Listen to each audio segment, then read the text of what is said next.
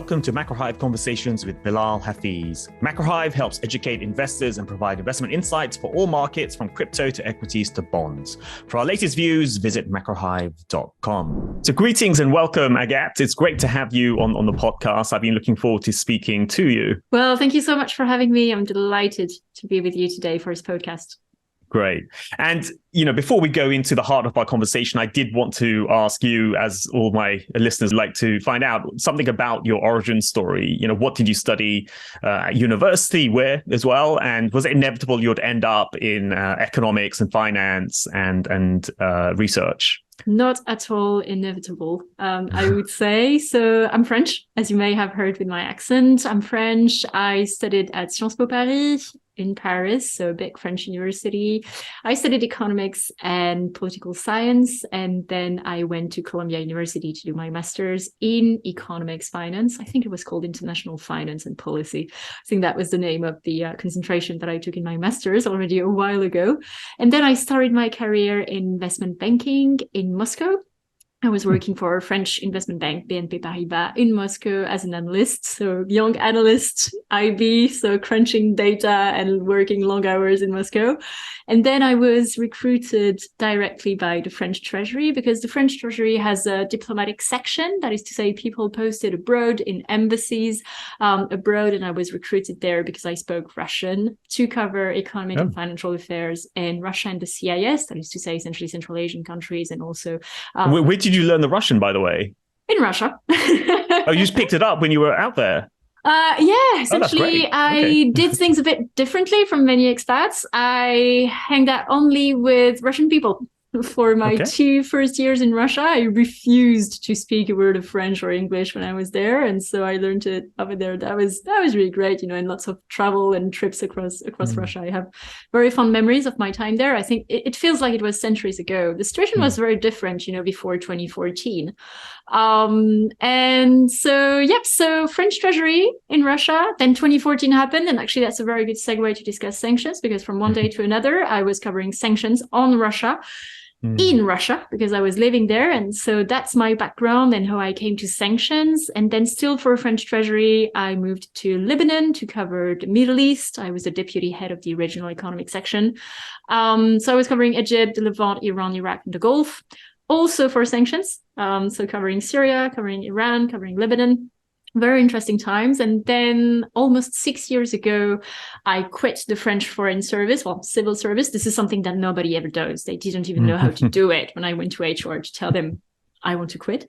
And I joined the Economist intelligence unit based in London. And this is where I'm at. And this is about the story also of the reasons why I wanted to write about sanctions. I've come to experience sanctions as a practitioner, but I've also seen that they have ripple effects. Essentially, I remember when I was in Moscow, we would have some European companies telling us that there were ripple effects on their operations that we needed to take into account. When I was in Lebanon, I would have Syrian friends, and they would tell me about the impact of sanctions on their daily lives. And then when I was at the EAU, I was covering the Iran nuclear deal and the US withdrawal from the nuclear deal and what it meant for the US relations with allies, with diplomatic allies in Europe. And so that's how the idea of the book germinated, I would say, a long time in the making. And I started writing it about 2 years ago during lockdown. That was perfect lockdown hobby. And no, it's going well. It's out, the book. So that's really great. That's great. And the book's called Backfire, How Sanctions Reshape the World Against US Interests. And so it's fair to say you're a real expert on sanctions. And it does seem like sanctions are everywhere. And it's one of those topics I find that we don't really understand as well as we should. In the West, at least, it feels like we have a choice between a kind of like a military conflict. We can go to war against a country where the military is involved, or the nice way of engaging with another or containing another country is sanctions. So it feels very neutral in some ways and very targeted. But of course, that's not necessarily the case. So in your eyes, I mean, has there been an increase in sanctions, financial sanctions in recent decades? Why has that been the case? And then we can talk a bit about the second, third round effects of them. Well, I think that you've mentioned a few very interesting things, and you've posed the question in very exact and interesting terms. Essentially, sanctions fill the void between empty diplomatic declarations, so say condemnations of the war in Ukraine. These are really not going to impress Vladimir Putin. He's not going to change course in Ukraine because the EU and the US say that they're very unhappy about this course of action. So that's, on the one hand, the least effective end of the diplomatic spectrum, and I speak here as a former diplomat. And on the other hand, you have military interventions. But of course, these have a high human cost, a high political cost also.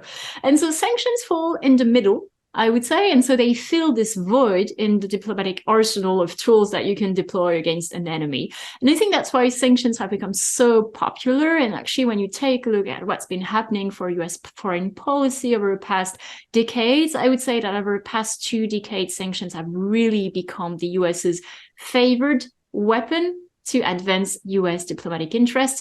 I think that was very clear, when you take a look at the main sanctions use cases lately. We've had Iran in the 2010s.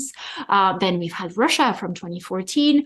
And again, Russia now. So I think it's been very clear. Venezuela also is a case in point. Essentially, the US has really deployed the sanctions weapon against a number of countries. And this has been part of US foreign policy and US diplomacy for a number of years, because I think it's important to keep something in mind here. Sanctions are a tool among others.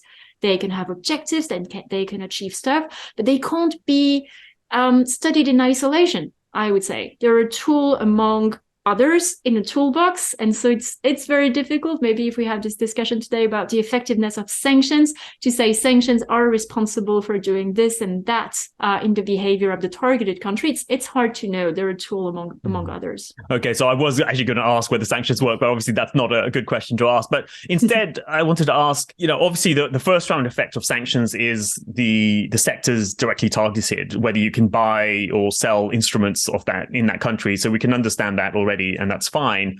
But what are some of the unintended consequences of sanctions that we tend to miss, at least the non-specialists when they look into this topic? Well, that's exactly the topic of the book. So in a nutshell, and maybe we can delve into more specific case studies and specific examples, but in a nutshell, if I give a brief summary, that's, the meat of the book. And I've divided the book in 4 sections about the global ripple effects of sanctions. Well, the first part of the book is about how sanctions become such a central tool in US foreign policy. So that would answer your first question.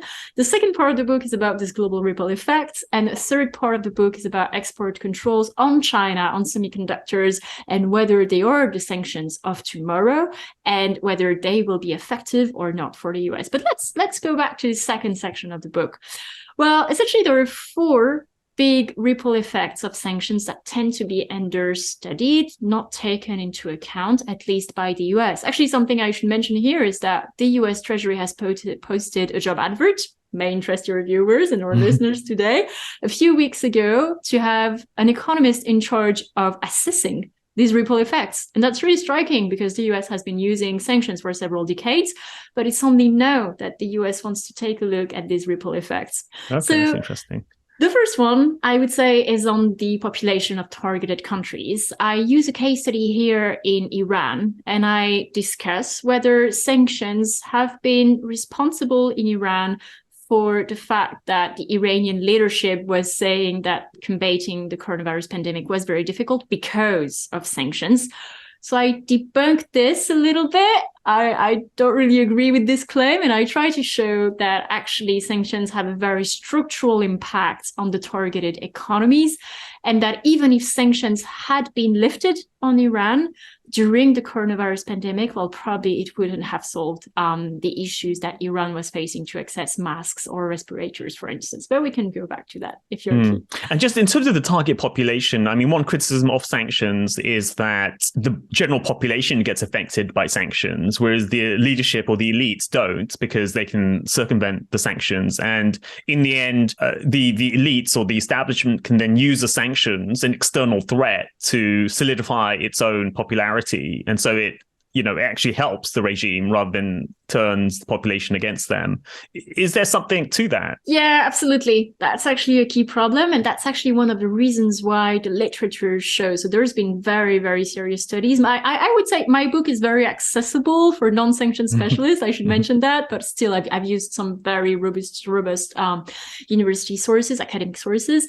And one of the criteria for sanctions to be effective is that they need to be imposed against democracies. 90% of the sanctions that the US has imposed over the past decades and that have been successful were imposed against countries that have a multi-party electoral system, essentially democracies. There's a problem here because usually the US wouldn't really impose sanctions on a democracy. Democracies with each other, they actually take care of their problems by talking with each other through diplomacy. So it's very rare that you would impose sanctions on a democracy to start with. And the key reason why it's important that the targeted country is a democracy is that one of the reasons why sanctions work is that they put pressure on the population of the targeted countries, notably through a rise in inflation, through restrictions on the array of goods that are available, for instance, or also you can have restrictions on travel. This is the case for Russians these days. It's very hard to get a visa to visit Europe if you're a Russian these days.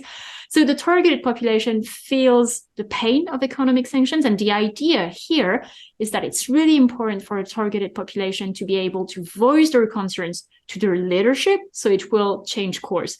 This has happened actually in history. This has happened in Iran. If you take a look at what happened for the conclusion, ahead of the conclusion of the Iran nuclear deal in 2015, it's exactly that happened. There were crippling sanctions on Iran, especially from 2012 when Iran was cut off from SWIFT, so the international financing messaging system, but I'm sure that our listeners know all of it about SWIFT. And so Iran was cut off from SWIFT. The country was in complete financial isolation. Inflation really reached record high levels.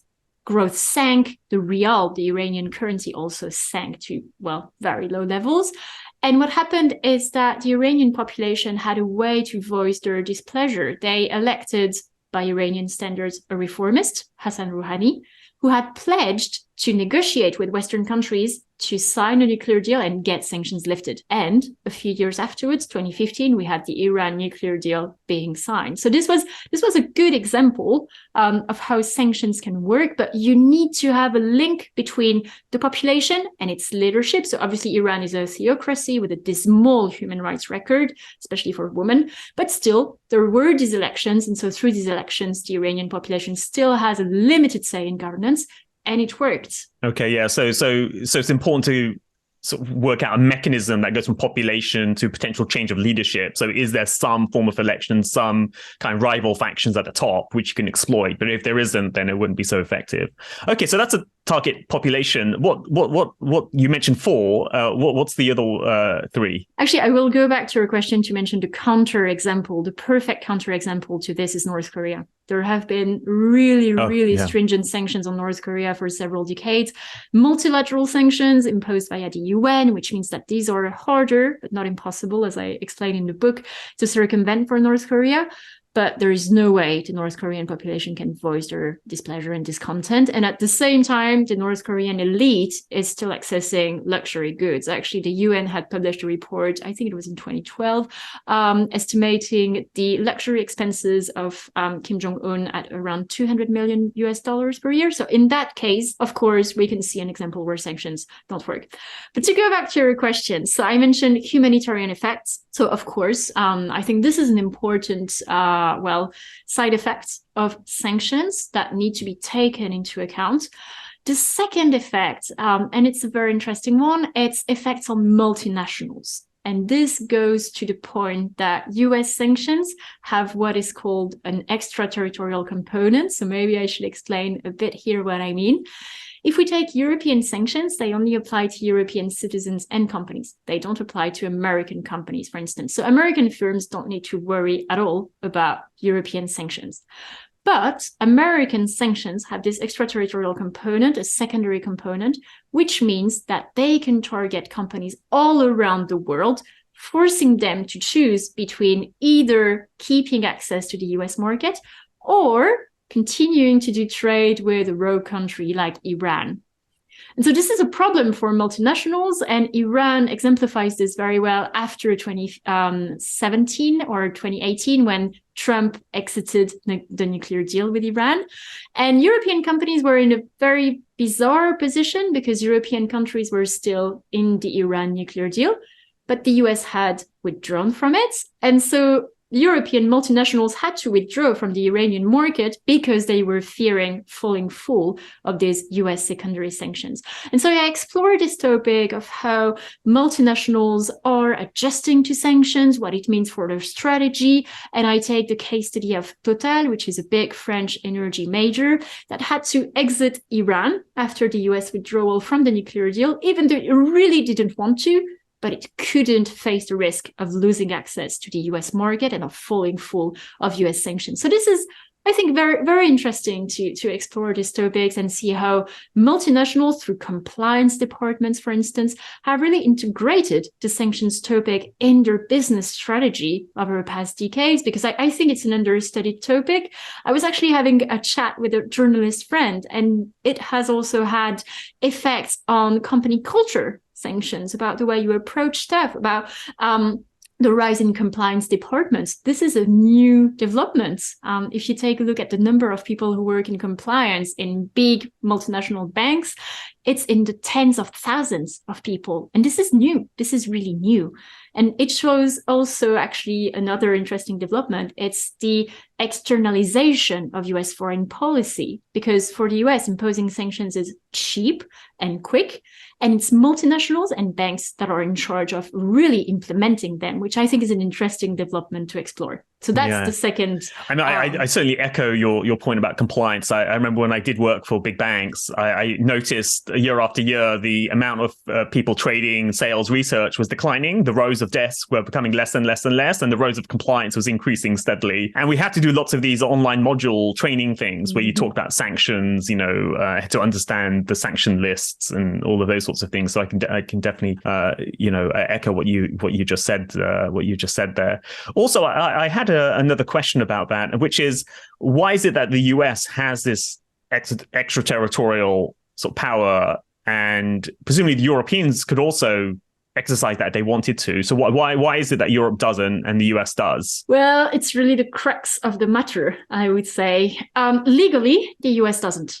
I've been talking to write the book with some legal scholars. In theory, the US doesn't have jurisdiction to impose law, outside the US or to non-American citizens or to non-American companies. But that's the theory, because in practice, the US is still the world's largest economy. Maybe one day China will surpass it. There's a big debate about it, so maybe we won't enter it today. But the US is still the world's largest economy, and the US has the dollar. And actually, I will explain what I mean here. With US secondary sanctions, the US is not telling multinationals, you cannot do business in Iran or you cannot do business in Russia.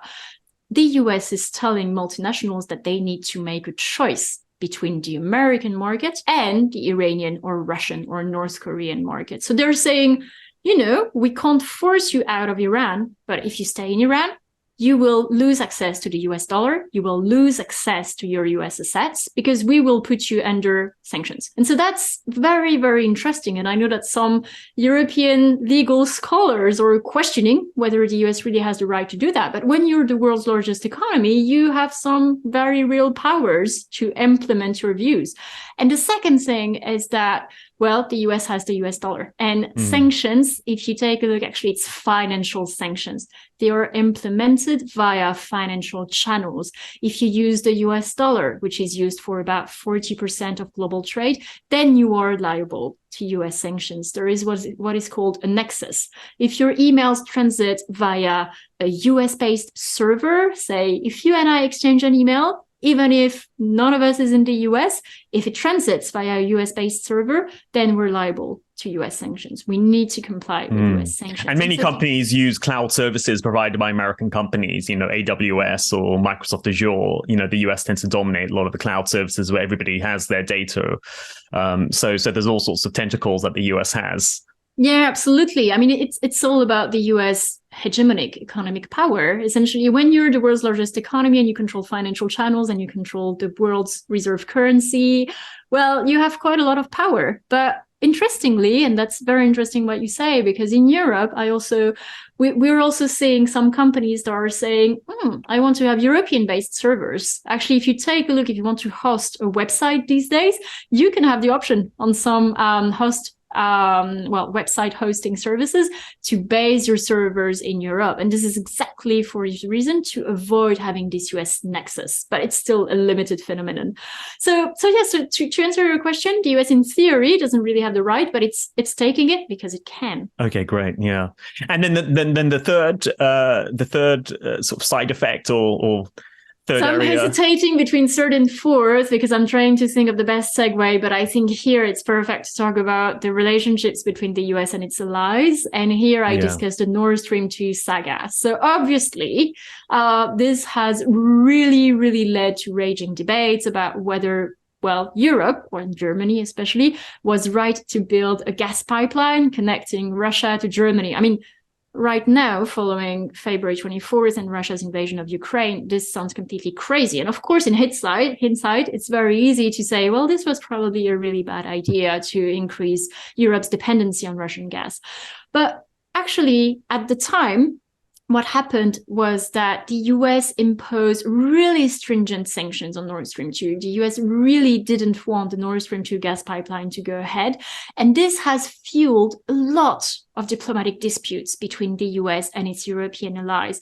I think these disputes have been understudied and underappreciated, certainly, but I think there was really this sword on the European-American I mean, what types of sanctions did the US impose in relation to Nord Stream? All types of sanctions. Essentially, the US imposed sanctions they went as far as threatening to impose sanctions on the employees of a German port called Mukran. And Mukran was supposed to be the logistical base to build Nord Stream 2. And the US went as far as threatening to impose sanctions on the German employees of Mukran. And that's actually a very good example because in Germany, opinions were really divided as to whether it was a good idea or not to build the Nord Stream 2 pipeline. Again, this was all pre-February 24th, so easy in hindsight to say it wasn't. But what really happened is that all the political parties across the political spectrum in Germany agreed on one thing, and it was that the US was taking things one step too far and doing these sanctions and in imposing sanctions on an energy project that was connecting Russia to Germany through the Baltic Sea. And essentially, the way that Germany saw it was that Germany wasn't giving any lessons to the US about whether it could or couldn't build oil and gas pipelines on its territory. And I think that this was really underappreciated in the US, how this really fueled transatlantic disputes. Actually, it's very interesting because there had been a case of such problems with a gas pipeline during the Cold War. And the Nord Stream 2 dispute is actually an almost exact repeat of a dispute that had taken place during the Cold War. So that's interesting to see that these problems keep repeating themselves about sanctions. They fuel misunderstandings. They fuel mistrust because many in the European Union were starting to say, okay, the US is imposing sanctions on Nord Stream 2 because it wants to boost its LNG exports. I think there was this bit, I'm not sure whether we should call it a conspiracy theory or this rumor or this view. And I argue in the book that it doesn't really matter whether this was true or not. Well, with Trump, that was really trying to boost LNG exports. I think this view was certainly credible and it seemed sound, but it doesn't really matter whether it was true or not. What really matters is that this dispute fueled transatlantic tensions at a time when there probably should have been more cooperation between the US and the EU about tackling Russia. Because what's really clear, the bottom line here, is that disputes between both sides of the Atlantic only benefit US enemies, and in this case it really benefited Russia. I mean, you can be very sure that every time the US imposed sanctions on Nord Stream 2 and the EU was really flabbergasted and thinking, but why do they do that? You can be sure that Putin was really rejoicing. It was really, really playing in his hand. And so the book is also about saying that this kind of dispute is dangerous, that sanctions are an important diplomatic tool, but that we should be careful about how we use them so as not to fuel such disputes that always benefit US enemies. I mean, it sounds like in this specific case, the US was trying to interrupt this relationship between Germany and Russia. Now, today, the new front appears to be China. Germany, like what it did with Russia, Germany's trying to maintain some kind of economic link with China. It's a huge export market for Germany, and the US is really increasing the pressure for Germany to switch there. I mean, how do you see that triangle? Well, very difficult question. So I was at the EU Parliament a few days ago giving a conference, and the way I put it was maybe a bit provocative, but I think what it shows is that the US has a strategy towards China. The US assumes and believes that the US and China are strategic economic and financial competitors.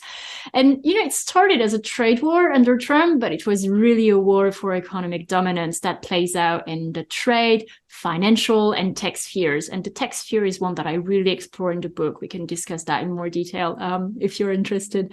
But the US has a strategy about China. And actually, if you take a look at the US latest national security strategy, the US says that Russia is an immediate but declining threat, whereas China is a medium to long-term rising threat. So there is really this recognition across both sides of the political spectrum in the US that the US and China are competitors.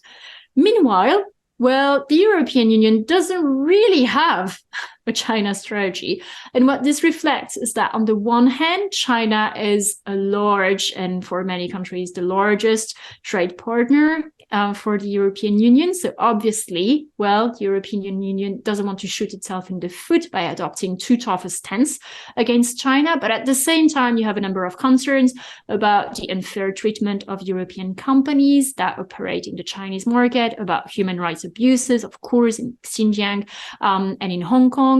You also have a lot of concerns about China's stance towards Taiwan, of course. And the European Union so far doesn't really know how to square all of this and how to deal with China. And so I think that this really reflects this soul searching, I would say. And there's been a lot of discussions about the visit of German Chancellor Olaf Scholz to China. It was really debated. It was really controversial. And I think that what this really shows is that the US has a view, but the European Union so far doesn't really have a view about how to tackle China and how about not to be left out in this US-China relationship. The EU also wants to count on the global stage, but so far it hasn't found a way to do so and to have a coherent strategy towards China. Okay, and we'll come back to this when we talk about export controls. Now, you had, I want to finish off the other side effects. There's a fourth side effect as well that you flag in your book as well. Yeah, the fourth side effect is on commodities markets. And for this side effect, I tell what I call the Rusal saga. So what is Rusal? Well, it's the world's largest aluminium producer outside China, because there are quite a few big aluminium companies in China. But outside China, Rusal is the world's largest producer of aluminium. And what happened is that a few years ago under Trump, the US decided to impose sanctions from one day to another on Rusal.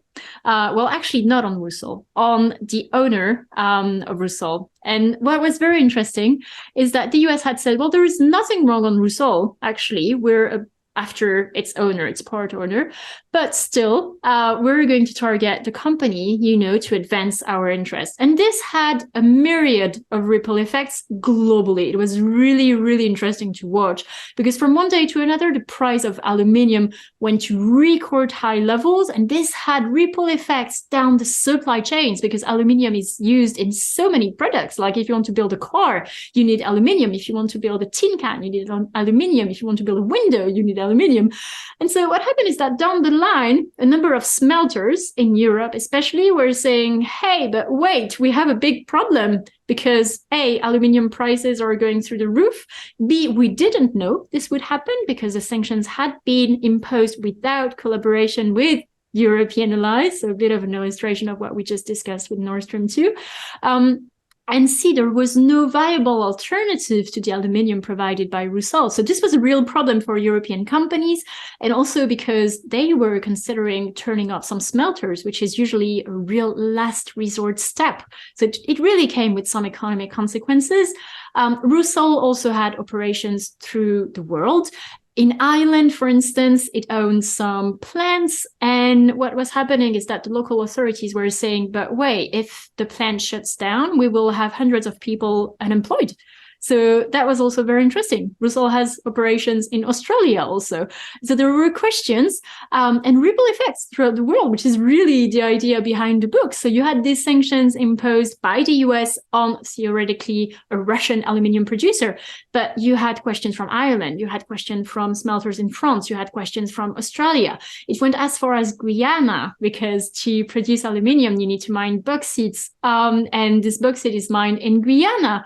And so the company that used to ship this bauxite from Guyana was saying, are we going to go bust? What are we going to do? And I think it was really interesting to see, because there were a lot of questions about whether the US had, well, realized that sanctions on Rusal would have such big ripple effects globally. Maybe, maybe not. Maybe it was a strategy, because again, we could have some conspiracy theories. And these are really bad because they feel mistrust between allies. And within a few weeks, actually, the US understood that it had to do a U-turn. And so the US made a complete U-turn. It issued what is called a general license, essentially saying, well, sanctions will remain in place, but actually you can ignore them. You have a general license. Everything is perfectly fine. You can ignore the sanctions. And within a few months, the sanctions were lifted after there was a deal between the owner of Rusal and the US Treasury. But again, I thought it was really interesting to take a look at these ripple effects on commodities markets and on people employed, Ireland, France, Australia, who had, well, probably no idea what the US was trying to achieve with these sanctions, but it had ripple effects on their daily lives. And I thought that was a very interesting trend to explore. And now when we do have sanctions, especially on commodity-related entities, is there some kind of European response? Or are there people within the US administration that will be aware of these potential effects, and then they try to have an influence on US policy to tell them to scale them back? So the question is, has the US learned the Rusal lesson? So to answer that question, actually, at the end of the chapter on Rusal, I discussed the question of COSCO. COSCO is a big Chinese shipping company. And a few weeks after the US did, well, all the Rusal sanctions, it did it again against COSCO. And so from one day to another, you had sky-high shipping costs because COSCO provides some very specific obscure ships. I'm really not a shipping and freight expert, but COSCO provides some very specific ships. And so these ships were in short supply, and everything happened again. I mean, you could write the same story and replace the name Rusal by COSCO. And within a few weeks, did it again. General license was being issued and the sanctions were being lifted.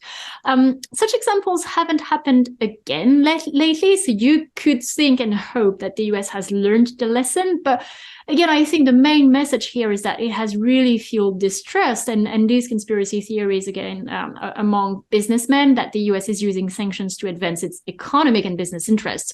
And I think that this is really damaging to US credibility and US diplomacy. You mentioned COSCO, the Chinese company. They recently have tried to acquire a port or a share of a port in Germany, and that created some pushback within German circles in terms of the size of the stake. But nevertheless, I think the stake did go ahead. Obviously, the US presumably must have objected to that. I mean, how do you see that recent transaction? Well, it's exactly about the European autonomy that Europe wants to have. And I think it is very difficult, actually. And it goes back to my earlier point about the fact that Europe doesn't have yet a coherent strategy about how to deal with China. So we're seeing a number of Chinese investments in infrastructure. So this investment was very much publicized. But it's not only about that. Actually, if you take a look, China has also made investments in Italy, in Portugal, in a number of European countries, in Greece also.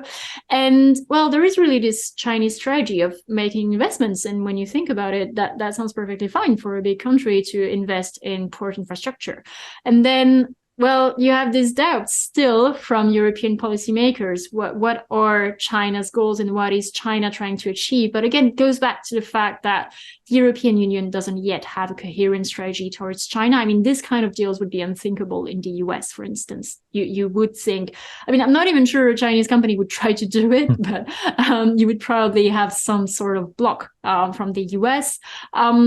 But so far, well, we haven't seen what the EU strategy towards that type of investments is going to be. And I think that this will be a big question for EU policymakers to answer in the coming years.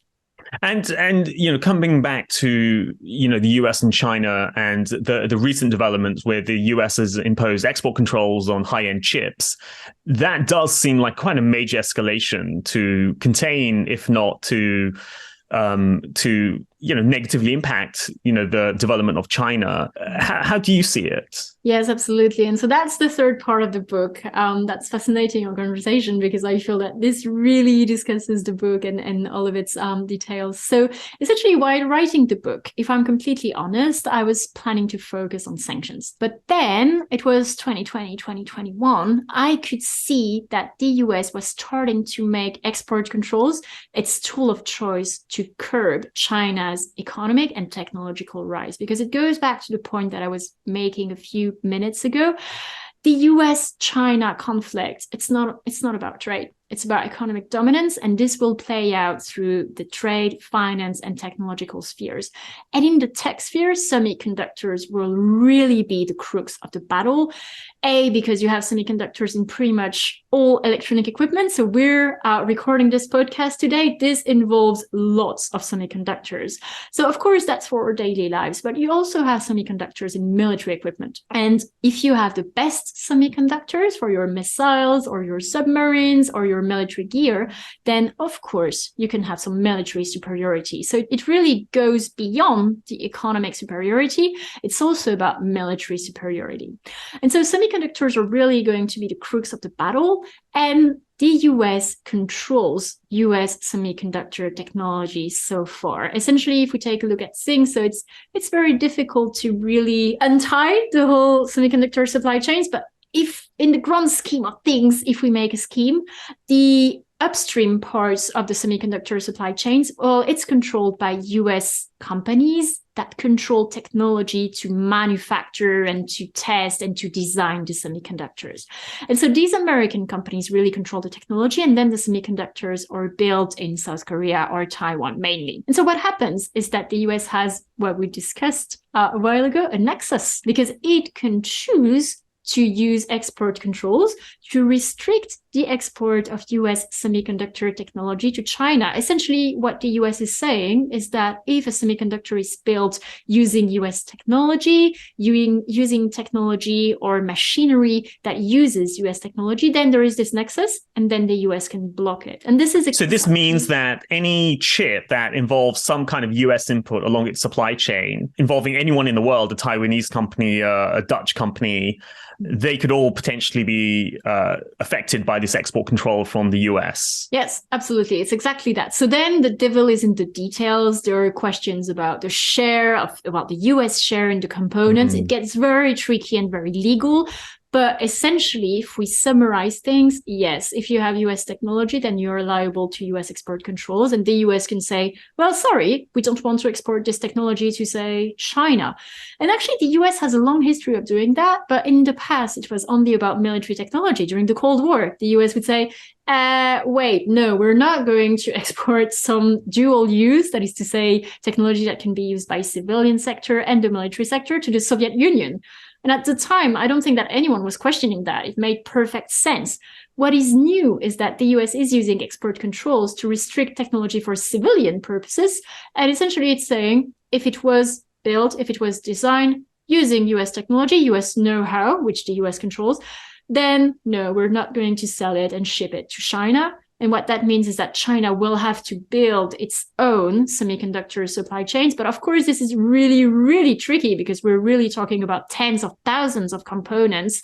And so what that means is that China, well, that's the US bet, is probably going to lag behind the US by a few years, because it's a race towards the smallest So at the moment, it's about a few nanometers.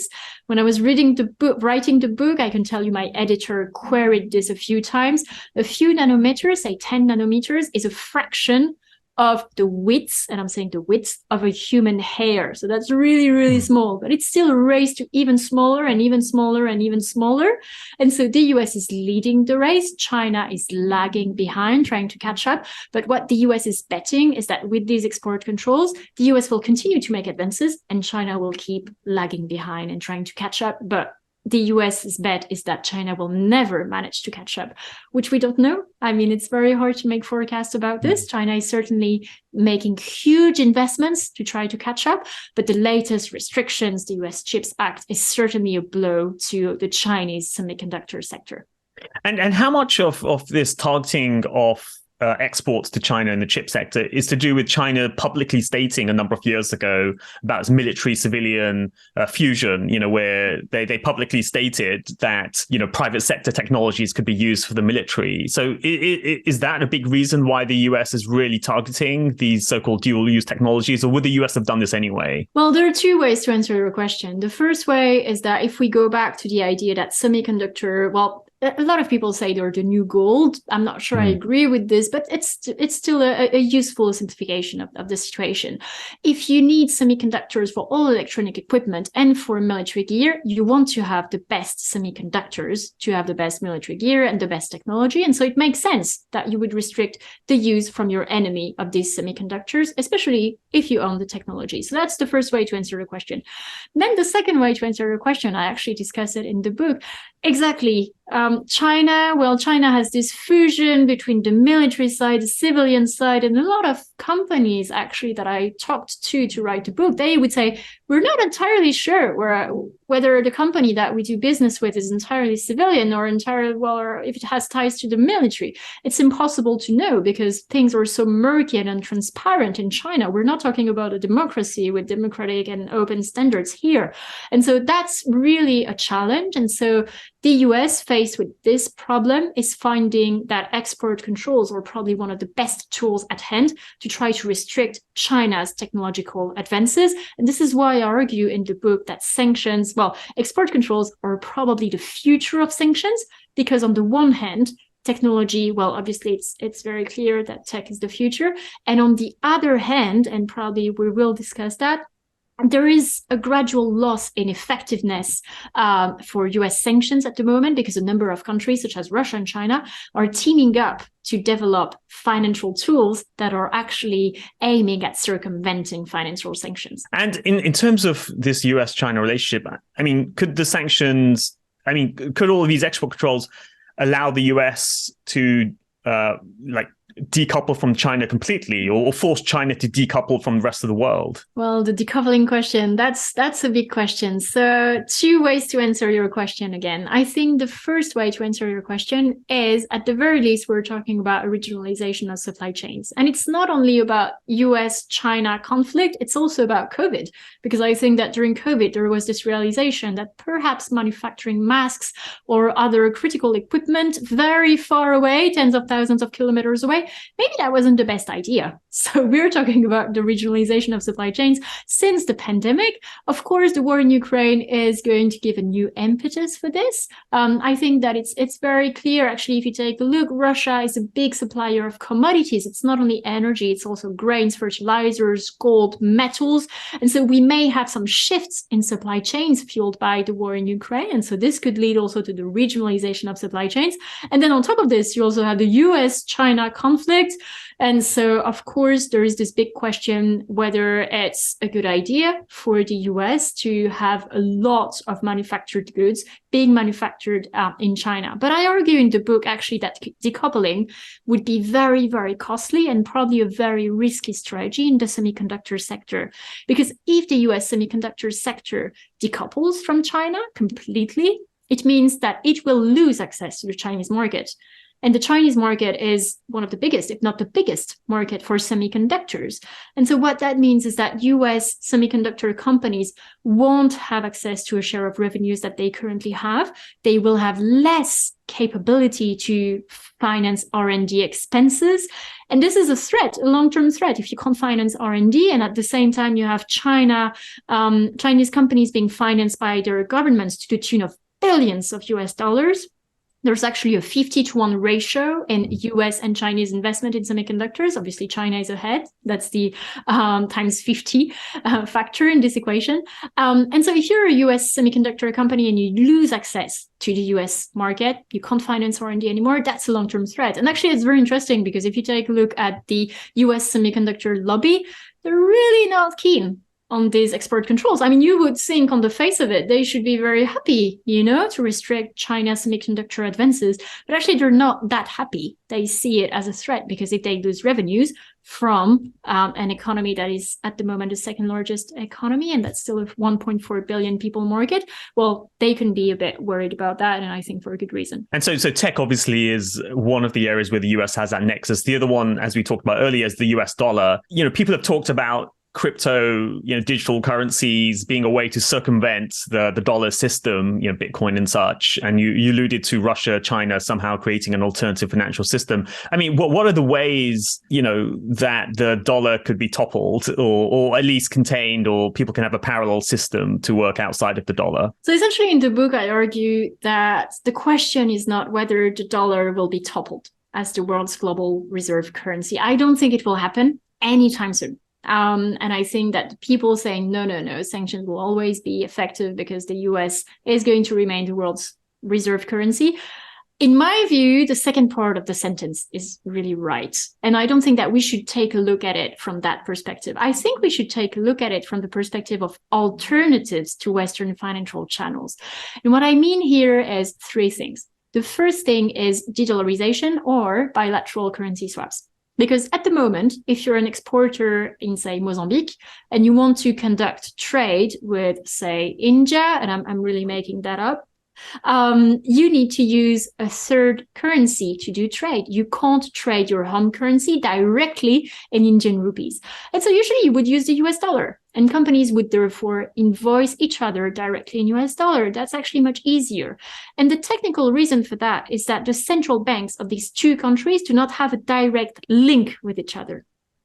But a number of emerging countries, and it's not only about sanctions, it's also about their international status, they are inking what is called bilateral currency swaps. And so that allows them to trade directly in their local currencies and therefore to avoid the US dollar. And so to avoid this nexus with the US.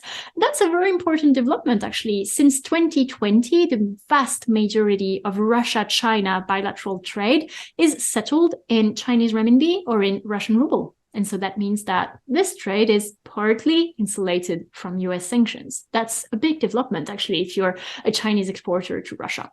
So that's the first thing, this trend towards bilateral currency swaps. The second tool that a number of countries are using to shield their economies from US sanctions, well, it's alternatives to SWIFT. And it's been very much discussed following the war in Ukraine. Well, should Russia's banks be cut off from SWIFT?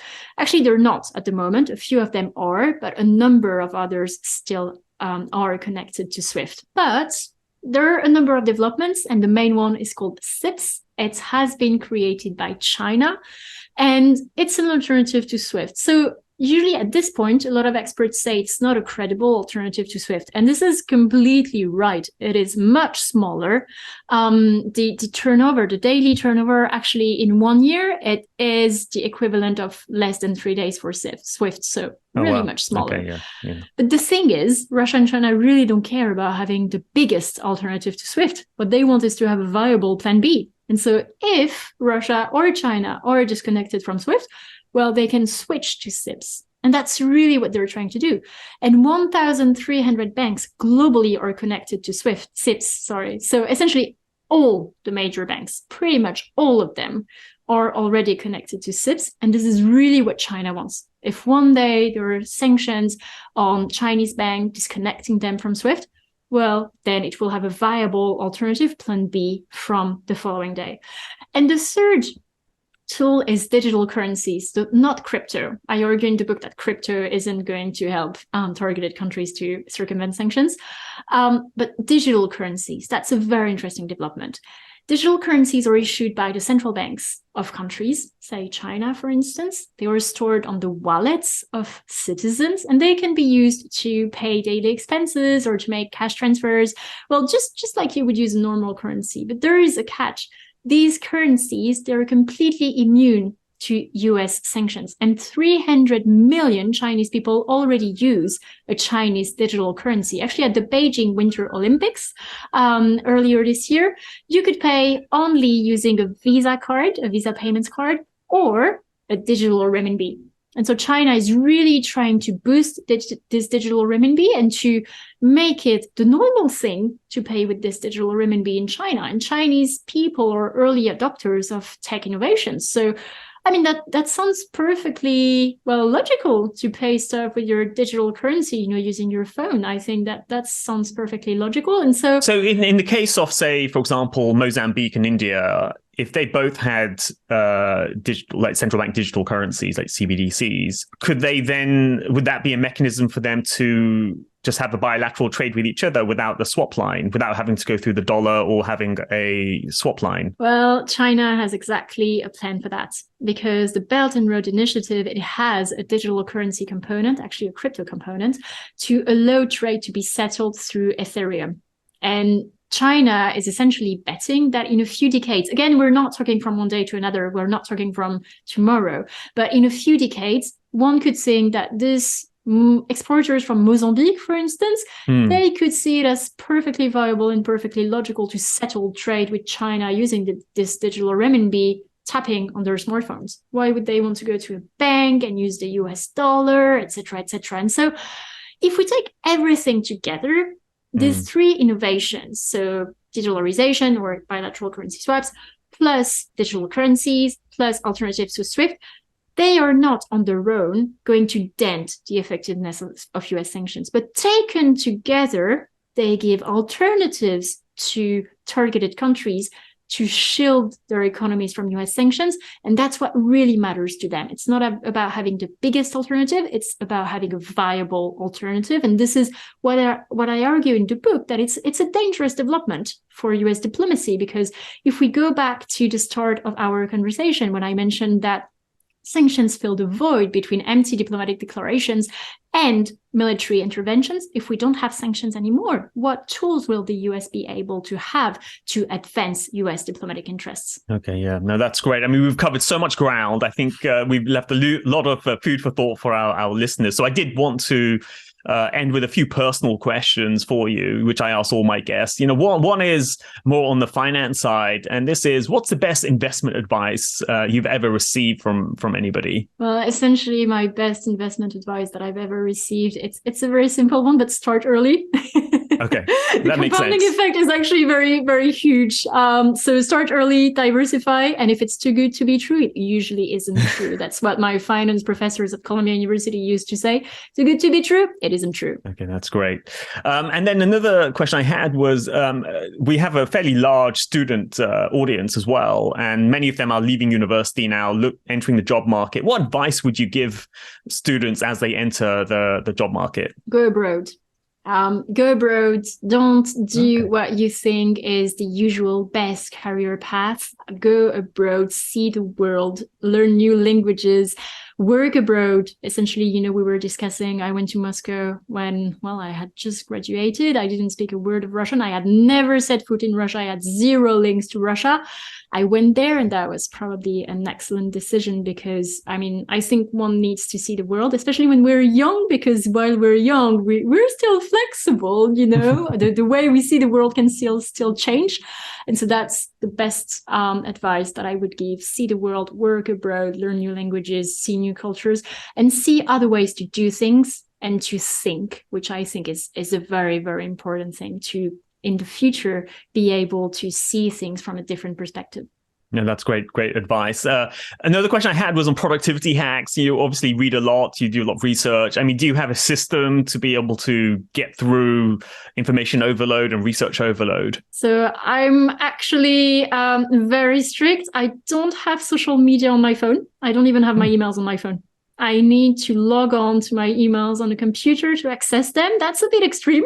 But if you ask me, I think that works very well, so I don't scroll on my phone when I have nothing to do. It has to be a conscious thing that I need to log on my computer to check my emails and to have this devoted time instead of having this flooding, I would say, of this pings, of this constant email stream, because I would get hundreds of emails every day, and that just doesn't work for the brain, I think.